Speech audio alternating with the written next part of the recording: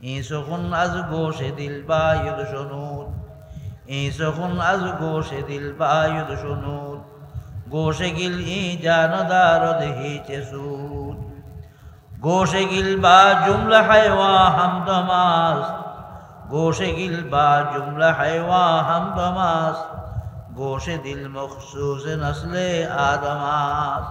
এই আয়াত আমাকে আপনাকে কানে শুনিয়ে দিচ্ছেন যে এই মাটির থেকে তোমাকে সৃষ্টি করা হয়েছে, আর এই মাটির মধ্যে আবার তুমি আবার একটা, আর এই মাটির থেকে তোমাকে হাসরের দিনে আবার উঠানো হবে। তার অর্থ হচ্ছে এটা তোমার ভিতরে তুমি যে মাটি, এই কথা তোমার স্মরণ রাখতে হবে। তুমি মাটির থেকে দুনিয়াতে আসছো, মাটির থেকে আমরা যখন আসছি আমাদের মা এবং বাপের মাধ্যমে আমরা একটা নতফা, হযরত ওমর রাদিয়াল্লাহু তাআলা আনহুর সামনে একটা ছেলে পায়ের লুঙ্গি মাটির শেষাইয়া চলতেছিল। তখন ওমর রাদিয়াল্লাহু তাআলা আনহু ওয়াফাতের সময় মৃত্যুর শয্যায় শুয়ে আছেন। ওই ছেলে এই লুঙ্গি পায়ের নিচে গিরের নিচে লুঙ্গি নিয়ে হাঁটতেছে।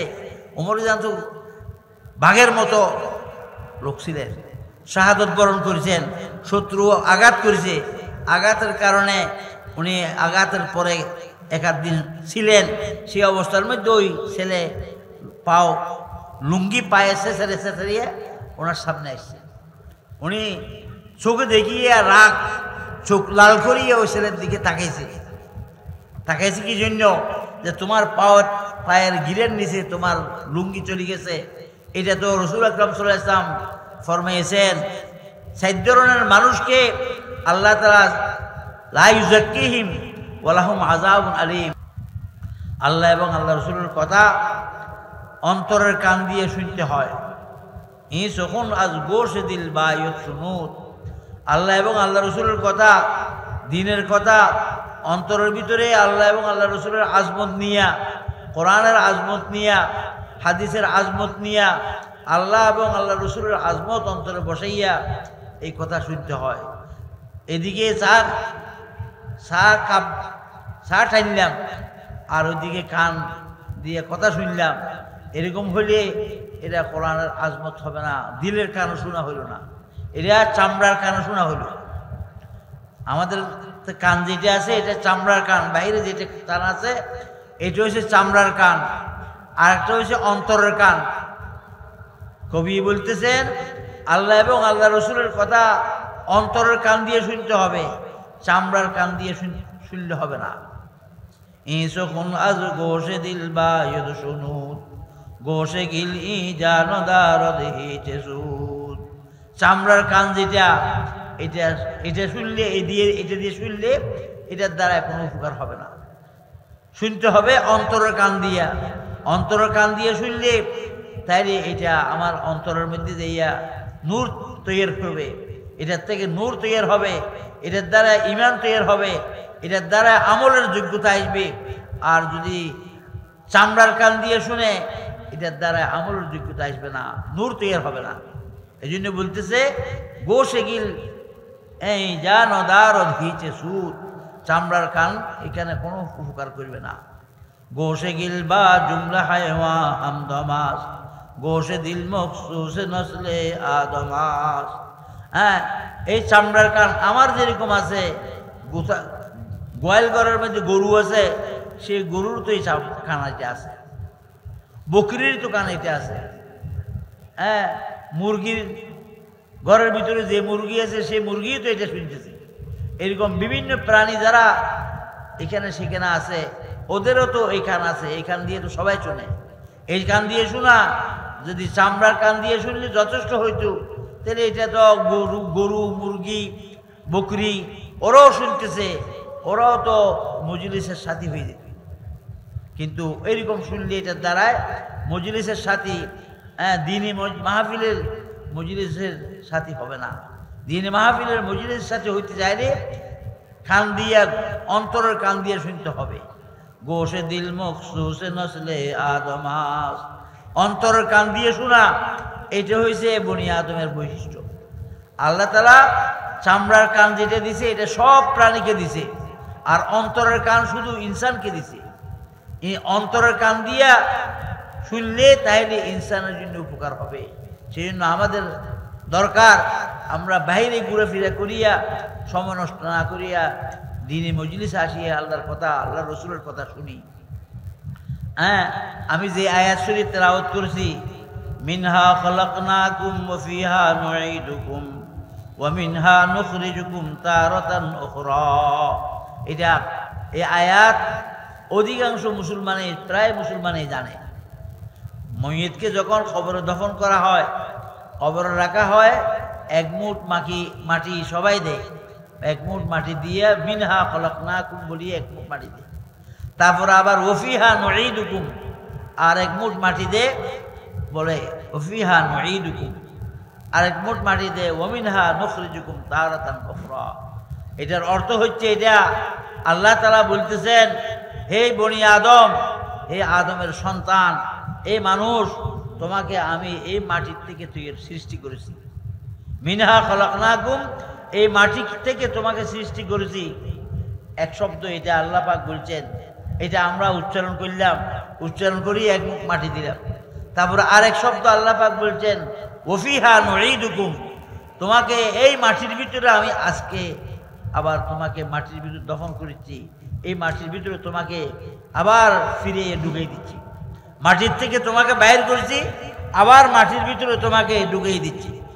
ওফিহা নুঈদুকুম ওয়া মিনহা নুখরিজুকুম তারাতান উখরা, আর এই মাটির থেকে তোমাকে আরেকবার আমি উঠাবো।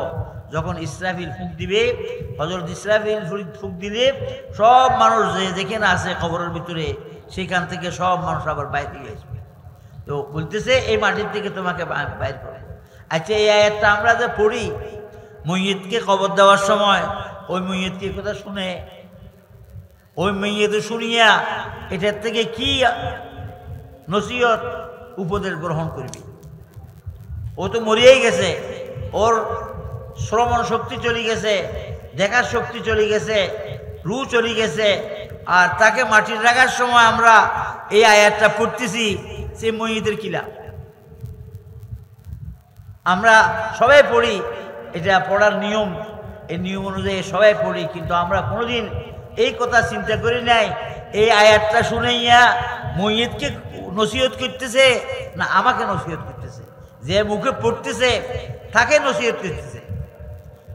মইয়তকে দফন করার সময় মরা মানুষ মইয়তকে দফন করার সময় সব মানুষের অন্তর কি থাকে গলি যায়, নরম হয়ে যায়।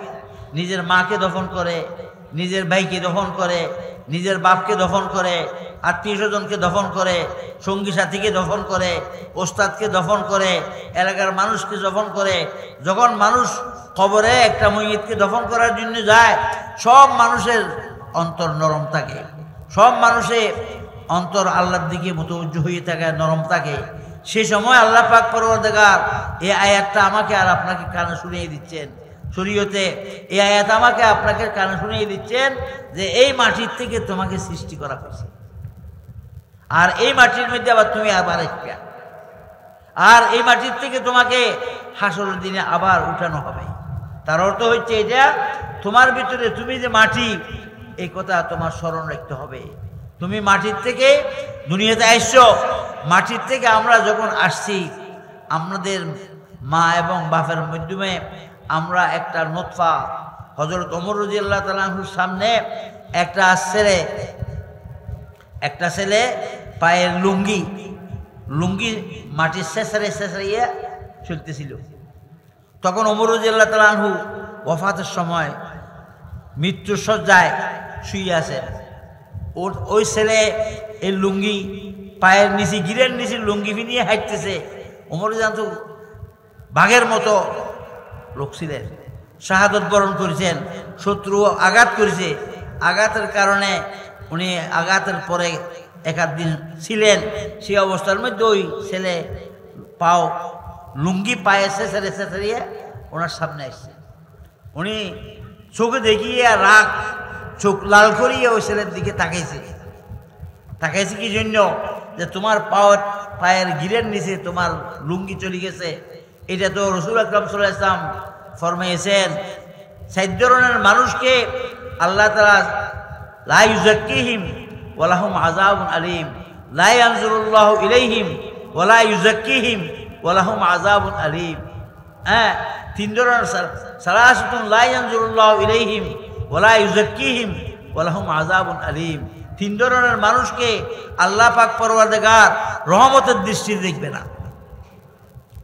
ওয়া লা ইউযাক্কিহিম, তাদেরকে পাক পবিত্র করে দিবে না, এবং তাদের জন্য বহু ভয়ানক শাস্তি আল্লাহ পাক নির্ধারণ করে রেখেছে। তার মধ্যে কে কে? আল মন্নানু ওয়াল মুসবিলু ইজারাহু ওয়াল মুসবিলু ইজারাহু ওয়াল মুনফিকু সিলাআতাহু বিহলফিন কাযিবিন। তিনজন কারা কারা? আল মন্নান, যে কোনো কেউ কোনো প্রকার উপকার করেছে, 10টা টাকা কোনো গরিব মানুষ মহতাজ দাঁড়াইছে রাস্তার উপরে, তাকে 10 টাকা দান করলো, অথবা একটা মানুষ লুঙ্গি ছিঁড়া তাকে একটা লুঙ্গি কিনে দিল, একটা এহসান করলো, দয়া করলো, এই দয়া করার পরে আবার তাকে খোঁটা দিল। হ্যাঁ, তাকে কোনো কথা কাজের জন্য বলছে, ডাক দিছে, আসে না, এই তোকে সেদিন না আমি 10 টাকা দিয়েছিলাম, তুই তোর গায়ের মধ্যে লুঙ্গি ছিল না, ফাটা ছিলে কাপড় ছিল, আমি না তোকে লুঙ্গি দিছি, এরকম বলিয়ে খোঁটা দেয়। আল মন্নানু, যে কোনো কেউকে কোনো প্রকারের অনুগ্রহ করিয়া সে অনুগ্রহের খোঁটা দান দেয়, সে মন্নান, তাকে আল্লাহ পাক পরওয়ারদিগার রহমতের দৃষ্টি দেখবে না। ওয়াল মুসবিলু ইজারাহু, আর যে মানুষে নিজের লুঙ্গিকে পায়ের গিরের তলে নিচে নামাই দেয়। ওয়াল মুনফিকু ওয়াল মুসবিলু ইজারাহু, যে মানুষে, যে মুসলমান নিজের লুঙ্গিকে গিরের নিচে নামিয়ে দেয়, সেই মুসলমানকে আল্লাহ পাক রহমতের দৃষ্টি দেখবে না, তাকে পাক করে দিবে না, তার জন্য খুব ভয়ানক শাস্তি আল্লাহ পাক নির্ধারণ করে রেখেছে। ওয়াল মুনফিকু সিলাআতাহু বিহলফিন কাযিবিন, যে ব্যবসায়ী ব্যবসার মধ্যে 2 নম্বরে মাল বেচে আর 1 নম্বর বলিয়ে কসম করে, বলতেছে এটা 1 নম্বর, এটা মাল, এটার দাম 100 টাকা, কসম করে বলতেছি এর মধ্যে আমার 1 টাকাও লাভ নেই, এরকম বলিয়ে কসম করে বলে, অথচ সেই মাল কিনছে 50 টাকা দিয়ে, আর 100 টাকা দিয়ে বিক্রি করছে, কসম করে বলতেছি এর মধ্যে আমার 1 টাকাও লাভ নেই, কোনো মিথ্যে কথা নাই। এরকম যে নিজের মালকে মিথ্যে কসম করিয়ে বিক্রি করে, সেই 3 ধরনের মানুষকে আল্লাহ পাক পরওয়ারদিগার রহমতের দৃষ্টিতে দেখবে না।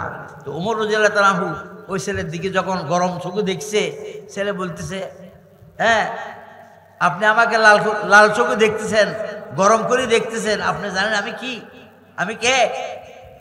তো হযরত ওমর রাদিয়াল্লাহু আনহু ছোট ছোট করে বলতেছে, হ্যাঁ তোমাকে জানি, আউয়ালুকা নুতফাতুন, আউয়ালুকা নুতফাতুন, হ্যাঁ তোমার প্রথম হইছো তুমি একটা নাফাক পানির ফোঁটা, হ্যাঁ তোমাকে আমি ভালো চিনি, তুমি একটা নাফাক পানির ফোঁটা, এবং ওয়া আখিরুকা জিফাতুন, আর তোমার শেষ হবে একটা ফোঁসা মরা গলা, একটা লাশ। খবরের মধ্যে রাখি আসলে 1 দিন থেকে 2 দিন যাইতে না যাইতে এই লাশ ফুসিয়া তার থেকে দুর্গন্ধ বাইর হয়। তুমি কি গর্ব করতেছ? তুমি প্রথমভাবে দুনিয়াতে আসছো একটা নাফাক পানির ফোঁটা, আর খবরের যাইবা একটা ফোঁসা মরা কুত্তা মরে গেলে তাকে কোনো কেউ দফন করে না, কুত্তা মরে গেলে তাকে মাটির তলে দেয় না, কুত্তা মরে গেলে তাকে খালের মধ্যে কুয়ার মধ্যে এখানে সেখানে ফেলাই দেয়, কিন্তু মানুষ মরে গেলে তাকে মাটির তলে দেওয়া হয়। কি জন্য মাটির তলে দেওয়া হয়? মানুষ মরলে সেই মানুষের ফোঁসা দুর্গন্ধ এমনভাবে ছড়াবে, সে যারা জীবিত আছে তারা মরে যাবে।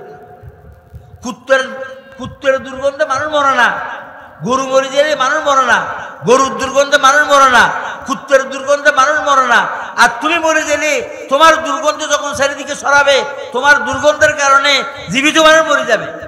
তুমি এত কিসের গর্ব করো? তোমার প্রথম হচ্ছে তুমি একটা ফোঁসা, একটা দুর্গন্ধ, একটা নাফাক পানির ফোঁটা, আর মৃত্যু হবে তোমার। মরার পরে তুমি একটা মরা লাশ, তোমার এমন লাশ, এমন ফোঁসা, তোমার ফোঁসার দুর্গন্ধ যখন ছড়াবে মানুষ মরে যাবে। ওয়ান্তা তাহামিলু বাইনাহুমা ফাজরাতান, আর এই মাঝখানে যেই 60 বছর, 70 বছর, 80 বছর, 90 বছর হায়াত, এই হায়াতের মধ্যে তুমি একটা ফেখনার টাঙ্কি, আমাদের পেটের ভিতর কি আছে? ফেখনার টাঙ্কি আছে। আমাদের সব মানুষের ফ্যাটের ভিতরে কি আছে? ফেখানা আছে। আর এই ফেখানা যদি না থাকে মানুষ মরে যাবে।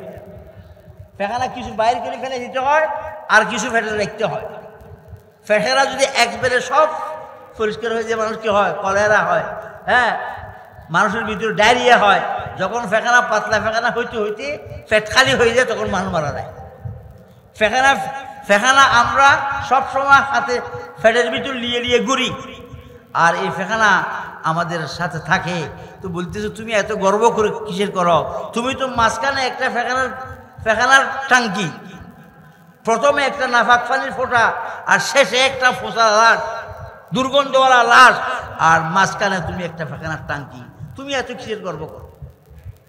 আল্লাহ তাআলা বলতেছেন, মিনহা খালাকনাকুম ওয়া ফিহা নুঈদুকুম ওয়া মিনহা নুখরিজুকুম তারাতান উখরা।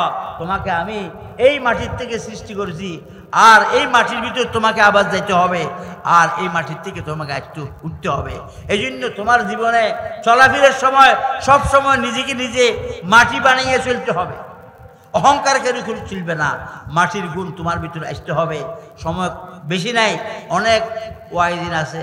আমি আয়াত পড়েছি, ব্যাখ্যা পুরো করার সময় নেই এখন। আল্লাহ পাক আমাদেরকে এতটুকু জ্ঞান দক, এতটুকু বুঝদক যে আমি যতদিন জীবনে থাকবো, হ্যাঁ, 50 বছর, 60 বছর, 70 বছর, 80 বছর, যতদিন আমি জীবনে থাকবো, আমি আমাকে নিজেকে নিজে এই কথা স্মরণ রাখি যে আমি মাটি, আমার শুরুও মাটি, আমার শেষও মাটি, আবার উঠতে হবে মাটির থেকে। এই জন্য আমাকে মাটির মতো হয়ে জমিনের উপর চলতে হবে।